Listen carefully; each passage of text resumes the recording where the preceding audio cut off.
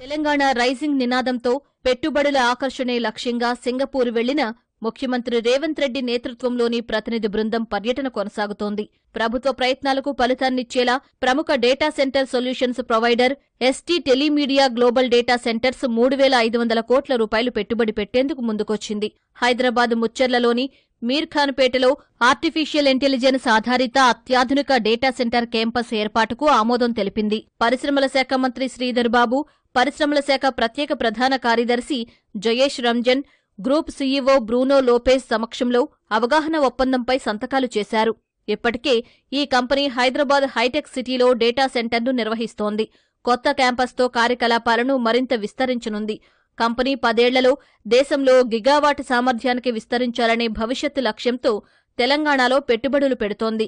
దశాబ్దంలో దాదాపు $3.2 బిలియన్ పెట్టుబడులు పెడుతుందని అంచనా. రాష్ట్రంలో పెట్టుబడుల నిర్ణయాన్ని స్వాగతించిన సీఎం రేవంత్ రెడ్డి హైదరాబాద్ డేటా సెంటర్లకు రాజధానిగా అవతరిస్తోందని విశ్వాసం వ్యక్తం చేశారు. ప్రపంచవ్యాప్తంగా ఏఐ ఆధారిత ఆవిష్కరణల్లో హైదరాబాద్ కేంద్రంగా మారిందని మంత్రి శ్రీధర్బాబు అన్నారు.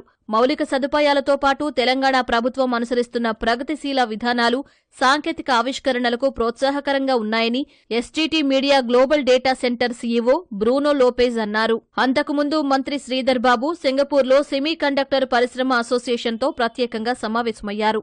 Singapore semiconductor industry association SSIA chairman Brian Tan, vice chairman Tan Yu Kang ఇతరులు ఈ భేటీలో పాల్గొన్నారు. తెలంగాణలో సెమీకండక్టర్ పరిశ్రమ ఏర్పాటుకు అనువైన పరిస్థితులను వివరించిన మంత్రి ప్రపంచ పెట్టుబడిదారులకు ప్రభుత్వం ఇచ్చే ప్రోత్సాహకాలను వివరించారు. సానుకూలంగా స్పందించిన ఎస్ఎస్ఐఏ ప్రతినిధులు తెలంగాణలో సెమీకండక్టర్ల పరిశ్రమలో పెట్టుబడులకు ఆసక్తి కనబరిచారు. ఈ ఏడాది చివర్లో తమ ప్రతినిధుల బృందం హైదరాబాద్ సందర్శించి పరిశీలన జరుపుతుందని ఎస్ఎస్ఐఏ తెలిపింది. సింగపూర్ పర్యటనలో ఆ దేశ పర్యావరణ శాఖ మంత్రి గ్రేస్ ఫూ హయన్తో సీఎం రేవంత్ రెడ్డి సమావేశమయ్యారు. తెలంగాణలో ఉన్న అపార పెట్టుబడి అవకాశాలు, భాగస్వామ్యాలపై విస్తృతంగా చర్చించారు. ప్రధానంగా పట్టణాభివృద్ధి ప్రణాళికలు, మౌలిక సదుపాయాల కల్పన, నీటి వనరులు నిర్వహణ, నైపుణ్యాల అభివృద్ధి, క్రీడలు, సెమీకండక్టర్లు, తయారీ, పర్యావరణం, స్థిరత్వం, సాంకేతికత సహా వివిధ రంగాలలో తెలంగాణలో పెట్టుబడులకు ఉన్న అవకాశాలపై సమాలోచనలు జరిపారు.